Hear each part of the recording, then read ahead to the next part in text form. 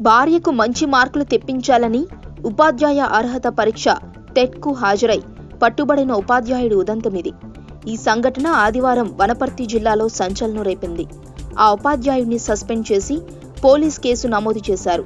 జిల్లా విద్యాశాఖాధికారి సుశీందర్రావు కథనం ప్రకారం వనపర్తిలోని బాలికోన్నత పాఠశాల పరీక్షా కేంద్రంలో పాన్గల్ మండలం రేమొద్దులలో పనిచేస్తున్న స్కూల్ అసిస్టెంట్ టెట్ రాస్తున్నాడని అందిన సమాచారం మేరకు తనిఖీ చేయగా పరంధాములు పట్టుబడ్డాడు.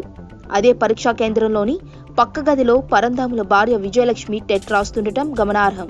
ఓఎంఆర్ షీట్లో ఏమీ రాయకుండా ప్రశ్నాపత్రంలో జవాబులను రాసుకుంటూ ఉండటంతో తన భార్యకు సహకరించేందుకు పరీక్ష రాస్తున్నట్లు తెలిసింది.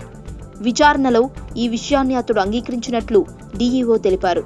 స్కూల్ అసిస్టెంట్గా ఉండి విద్యాధికారుల అనుమతి లేకుండా పరీక్ష రాయడం, అదే కేంద్రంలో తన భార్యకు సహకరించేందుకు యత్నించడాన్ని నేరంగా పరిగణించారు.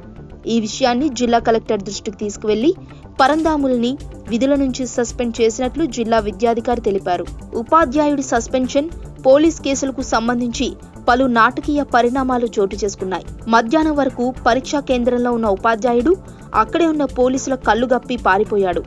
విద్యాధికారి ఎలాగోలా అతన్ని రప్పించి వనపర్తి ఠాణాలో ఫిర్యాదు చేశారు.